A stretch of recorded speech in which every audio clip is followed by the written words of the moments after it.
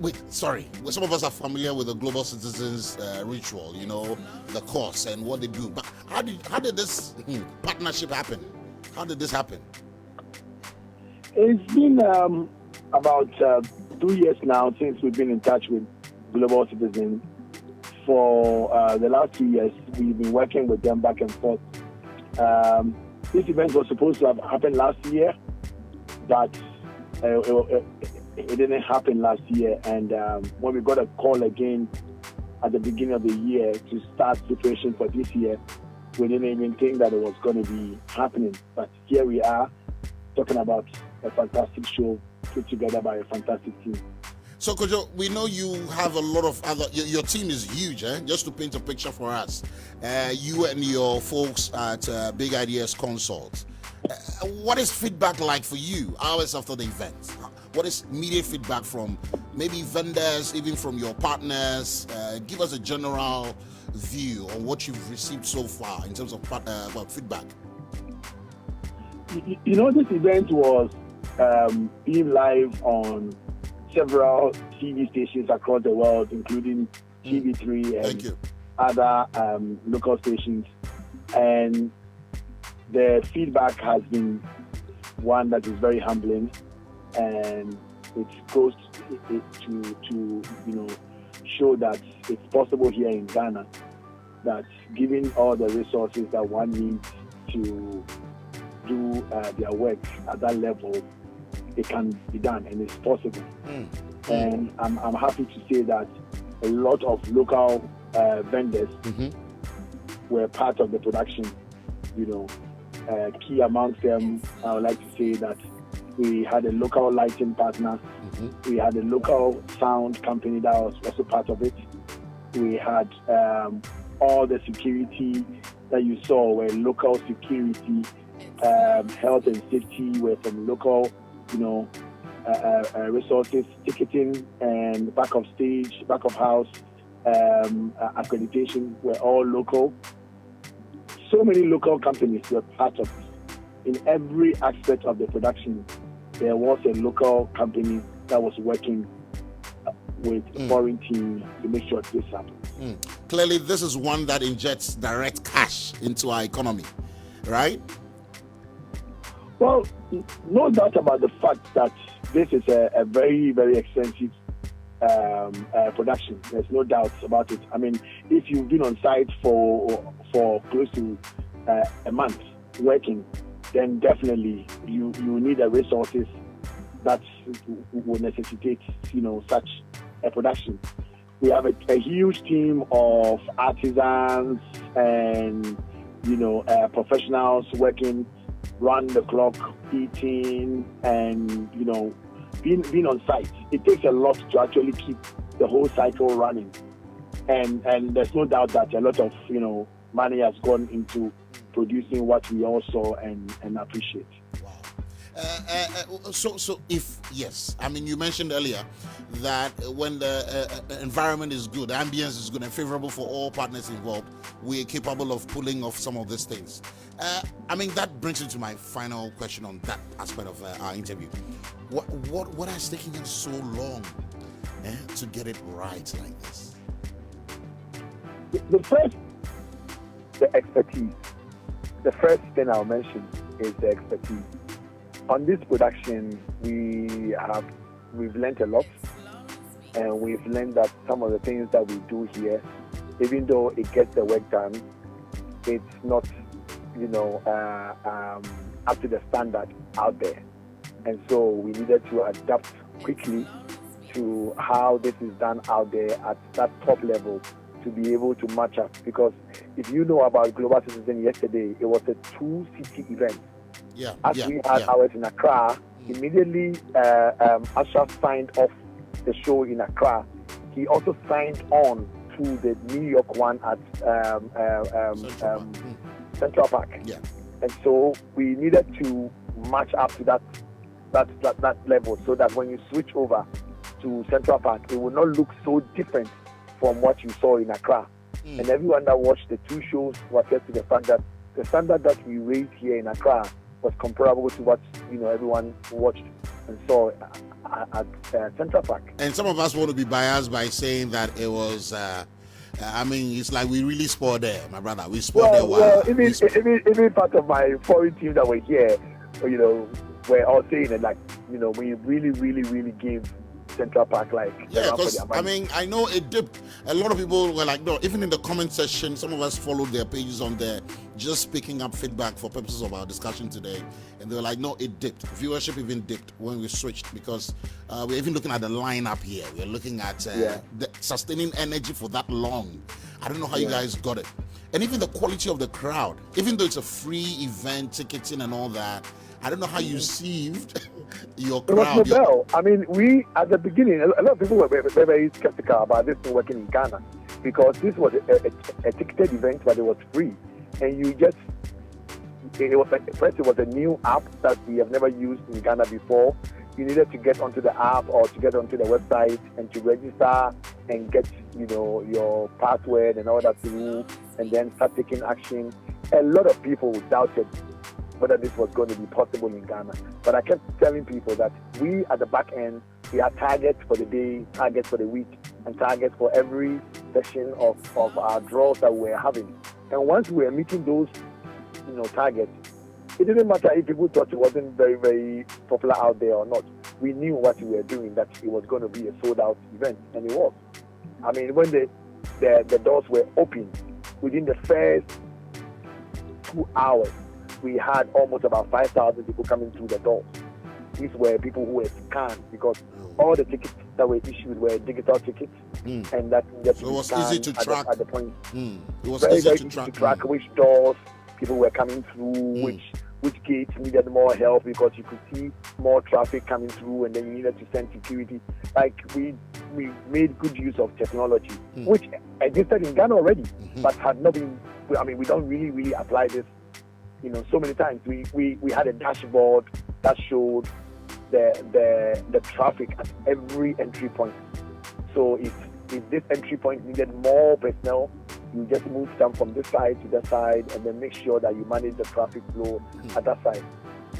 And these are technology that we have here in Ghana.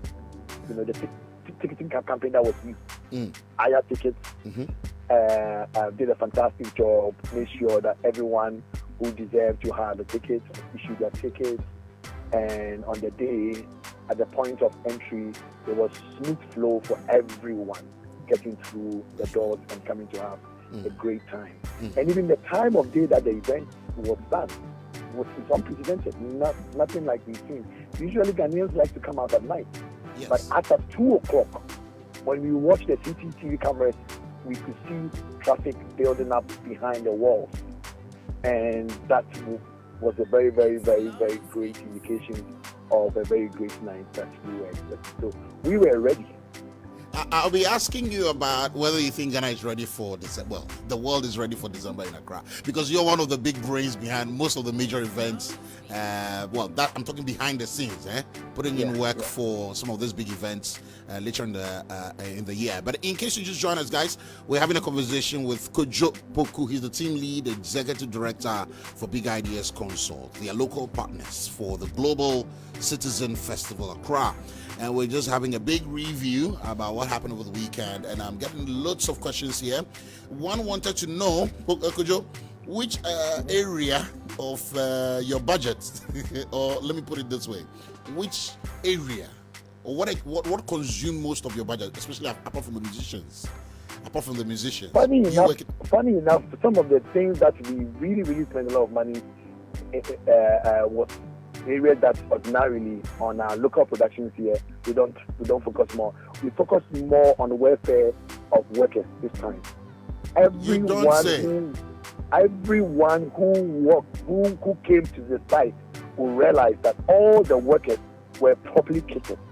Everyone was wearing a helmet when we were building. Everyone had reflective jackets on. Those who needed to have safety steel-toe shoes to work did so.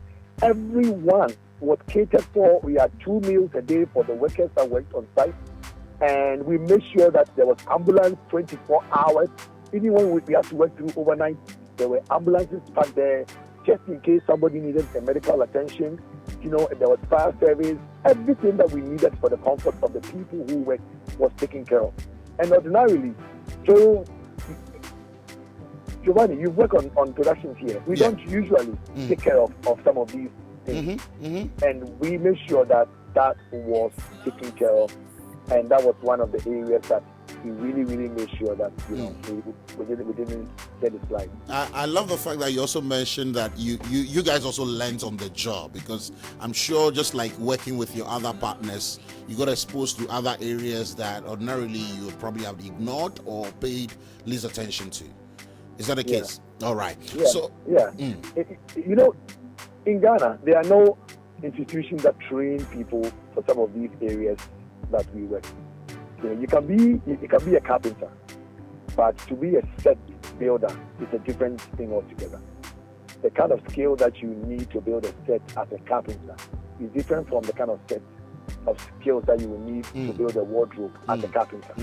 And if you know the industry, you understand that over time we have evolved. The kind of sets that Ghanaian, companies put up these days for award shows and stuff, we've really come of age. But we still needed to learn a lot to add to what we have to be able to achieve the standards that we also are with. Well, we want to have you share your final words with my listeners. Kojo Poku. Just want to thank Ghanaians for showing such enthusiasm and great response to the global citizen movement. I mean, now we have over 30,000 global citizens. For everyone who came, you are a global citizen right now. The world is out there for you to explore, and we know that you have taken actions that will go a long way to support the cause for which we all spend time, money, resources to give a fantastic show. And so for those who don't know about Global Citizen, go out there, download the Global Citizen app, keep on taking action, keep on supporting the movement that we have brought to this side of the world. And thank you very much for coming to the show. Wait, one final one. Is it possible they'll make a part 2 or come back after all they've seen and witnessed? We're going to have a review of the event, to get feedback and everything later on in the week. As I speak now, we are still tearing down. This is a set that was built for 3 weeks, so you can imagine how many more days we need to go before we can clear out of the independent square. So wait. You paid for the space for the duration that you had it, even after the event. You paid for that same space. Well, yeah. Nobody can come and have an event here now. So that's how it works. Yes, that's how it works. Once you rent a venue, it's for a number of days, and the fact that you are done with the event does not necessarily mean that you will not be charged for it. But it's for a cause, and for us, it's very, very important that we give Ghanaians what we think they deserve, something that can be compared to the international shows that Global Citizen is known for around the world. In 2019, Global Citizen was in South Africa, and they took Beyonce to South Africa, and we needed to get something like that in Ghana. Even if it wasn't Beyonce, Usher is at that high level as Beyonce is, and even for our local artists, everyone gave off their very, very, very best that the whole world is talking about, and we just only began. So Kojo, I thought we're done with this interview, but I'm now getting loads of other questions. My friend, my colleague here, Kawa, will be asking you one as well. But is it also, well, let's talk about partnership with government agencies. How involved was the government of Ghana in this project? Since you are a local partner. We were very, very happy with the kind of support that Ghana government gave the global citizen, in terms of all the necessary agencies, all the agencies and ministries, and departments, every one of them, from the security services to the fire services and all the other ministries like culture, the City of Accra, the Mayor's Office, can't mention all of them, but every one of them gave us the support that we needed to be able to do such an event. Whenever we knocked on doors, everyone opened up to help whenever, wherever it was necessary, and we really, really appreciate that. Kojo, so this is not a question, it's just to say congratulations to you. I think that you guys were incredible with everything that you did, the organization and everything. But please, this is from me and my friends and the many thousands who were at the Independence Square on Saturday. We want them to come back. So please do something about it. Well, what Global Citizen has done now is tell the world that it's possible here in Ghana. That for me is a very, very big statement. Yeah. It's possible that when we collaborate, this event wasn't about just big ideas. Yeah. It was a great collaboration between a lot of local companies, international companies that came together to pull this together. Yeah. I will not sit here and take all the credit from. Yeah, but if they unmute your mic on Zoom, all he's saying is that if it's your turn to speak for us, just throw in that word that Ghanaians, per the feedback you're picking, want another one, and we'll be excited. I mean, yesterday on Twitter, people were threatening to destroy the environment some more so that they will come back. Let's not do that. Let's not do that. Let's make sure that Global Citizen sees the impact of the work that they have done in this country.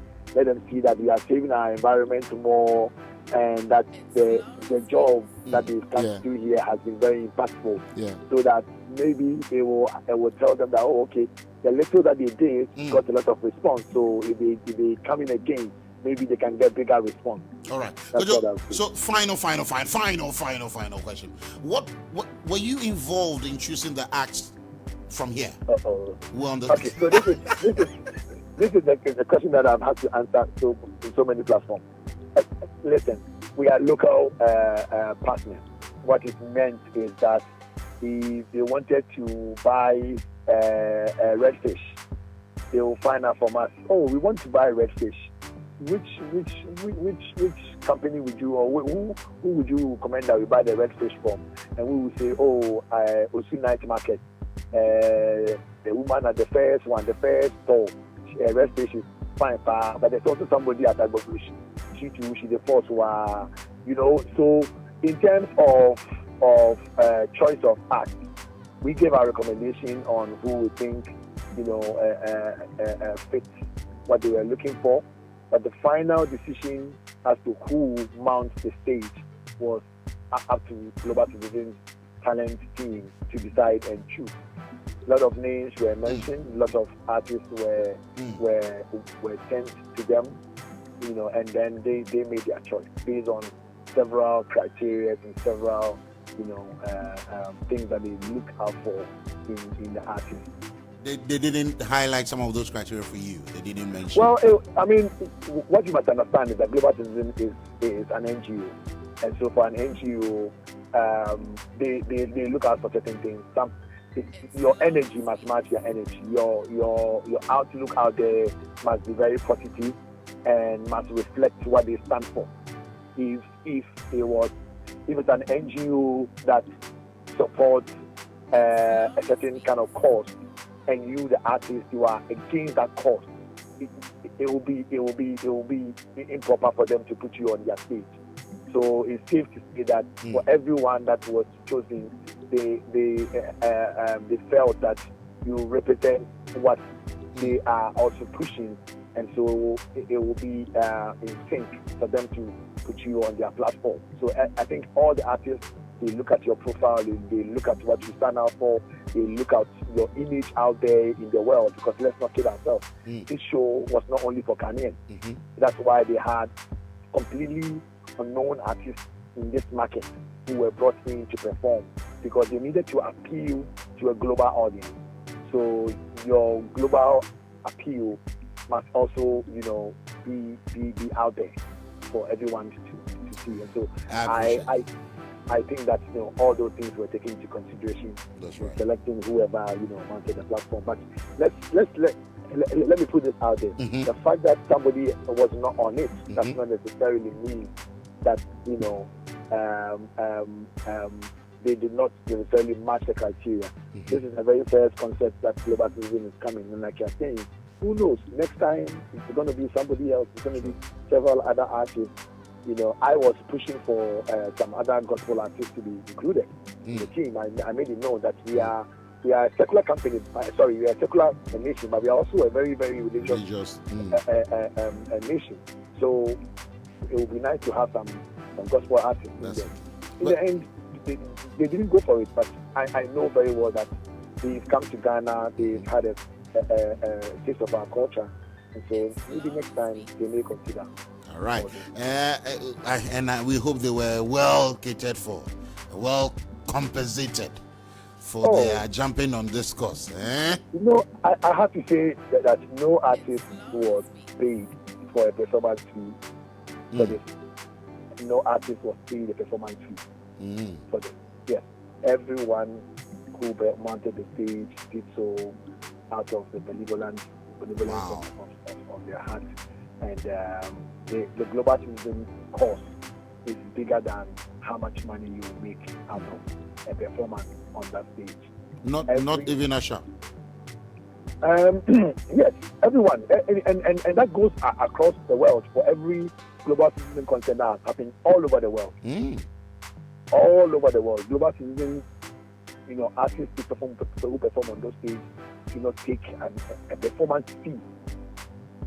Performance fee for mounting, you know, the stage. Right. So it's a big organization. It's a great platform for an artist to be on. And I think that anyone who mounts the stage look at several things that they are involved in before they decide to do so. Thank you very much, Kojo Opoku, Big Ideas Consult. Thank you so much for your time today.